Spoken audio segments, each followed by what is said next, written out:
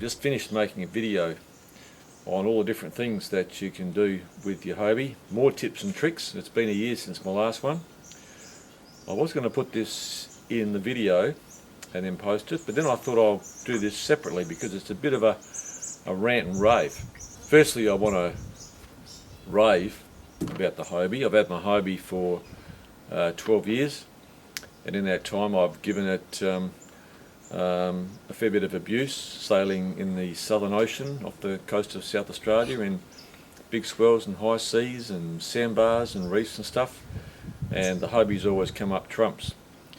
So in that respect, it's a really tough, robust boat.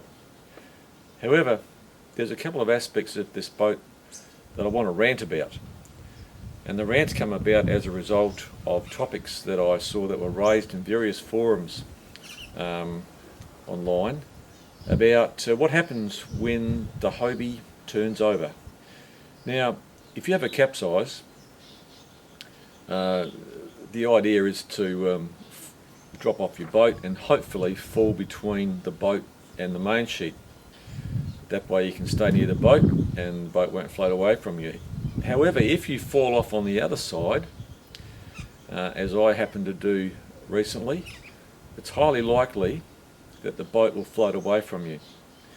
The mast bob that is on top of the mast float, that keeps the mast up, but it also means that the boat can skid across the top of the water, as happened with me, and it wasn't all that much wind, but I happened to fall off on the other side before I could even think about turning around to grab the boat. The boat was on its way and it left me high and dry. It was just lucky that I had someone there who could rescue me, but the boat headed off. Another time that I capsized, and I'd have to say I've only capsized the boat 4 times, and there were 2 times when I dropped down between the sail and the hull, was okay.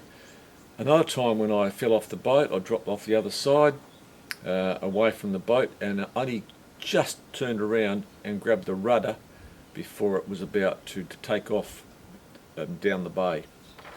But this latest incident, the boat drifted probably 400 metres away from me, and it was only my mate rescuing me that I was able to go and retrieve my boat. But the boat did float away, and that's an issue, and it seems to be an issue for a lot of sailors out there. Now, this has been raised with Hobie, with one Matt Miller at some stage. Matt's only response was, and I read, he says, what to do? Well, hold on to the boat or the main sheet at all times. Have your crew understand that they must stay with the boat. At the minimum, they should know how to round the boat into the wind if you fall off. Well, quite frankly, if I was going out in conditions where the boat might capsize, I wouldn't even have a crew. But the idea that you, as he says, what to do, hold on to the boat. Well, that's all very well, Mr. Matt Miller, but if you've dropped off the other side of your boat, you've got nothing to hold on to, and your boat is going to drift away. So that's my main beef. I've had cats in the past and they have capsized. I'm now 70 and I've owned a number of cats, and each time when they've capsized, their mast has gone a little way into the water, but they haven't gone away from me. Also in this letter he says, any boat will drift faster than you can swim if it's in the right position. Having the float on or not makes no difference in most situations. Well, that is just plain not true, because the float does make the boat float away from you. Now, as I said with my other cats, they just seemed to turn over, stay about where they were, and I was able to play around with the mast, unsheet the main, get back on the boat, and get it upright. Now, Hobie have marketed this as a resort boat, so it's going to be used by a lot of people who have perhaps little or no knowledge about sailing a boat. So when it goes over, with the boat floating away from them, it's not really good. I do not know why the Hobie Bravo, the Hobie Wave, and the Hobie Getaway are the only 3 boats that I know of that are marketed with a mast float. Now, I'd say that's poor design by Hobie. If everyone else can make a mast and a setup that's going to at least float a little bit in the water, then why can't Hobie?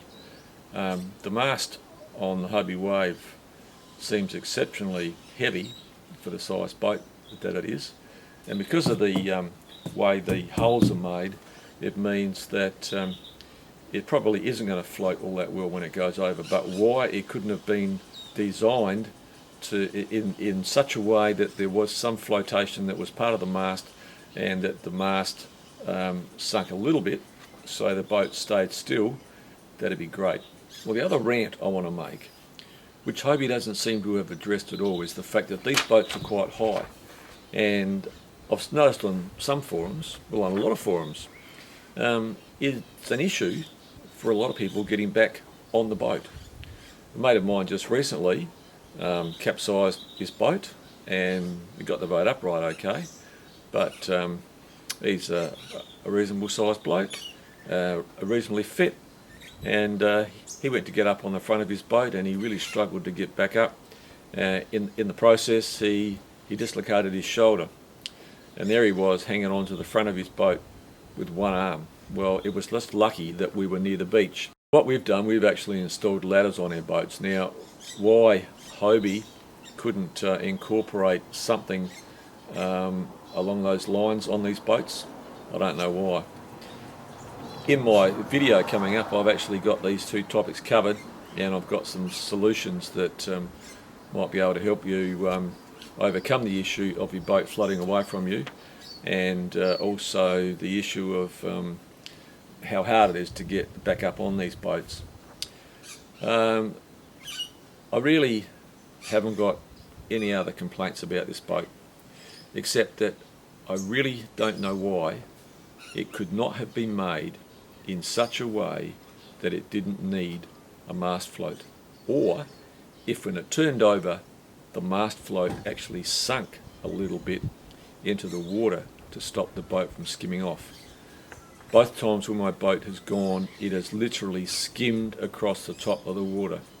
And if you're a Hobie sailor and you've fallen off and your boat's gone away, you will know exactly what I mean. For those of you who have not experienced the indignity of being tossed off your boat in a capsize, you won't know what we're talking about. But you should turn your boat over one day in the wind, perhaps in some shallow water. Just let the wind catch it and see how fast it gets away from you. You'll be amazed. Anyway, that's my rant and rave. Now, while we're on the topic of falling off boats, when I fell off my boat that day, I had my new life jacket on. It was one of these ones that blows up with a canister, and I'd never used it before. So as soon as I hit the water and I turned around, about 3 seconds, the boat had gone. I thought, oh, I better pull the cord. It's not one of those ones that inflated automatically, you had to pull the cord. Anyway, I pulled the cord, and lo and behold, I was surrounded by life jacket. It was unbelievable. If any of you have ever experienced what happens when these jackets blow up, you'll know what I mean. But anyway, even if I'd wanted to swim for my boat, I couldn't. I was immediately pushed onto my back. There was no way that I could swim forward, and the only way that I could swim back was by moving my arms in very, very small motion. In fact, when I got back on the beach, people said I looked like one of those plastic turtles in the bath that you wind up and go backwards. I was absolutely going nowhere. So that was a bit of an issue. I've actually now gone back to having one of these life jackets. At least I know where I am with those. And even during the course of being rescued, I didn't really know how to let the life jacket down. I wasn't going to let it down until I'd got back onto my boat. So even when I was getting rescued by my mate, I was surrounded by this life jacket, which made it really hard getting back on the boat, getting in between the wires and the stays, and then getting back onto my boat, getting my boat upright, and then getting back onto my boat. It was just one hellish experience with that blow-up life jacket. So I've gone back to my normal life jacket. So that's another bit of a rant. I'm in the mood for a rant. Anyway, let's go off with a bang.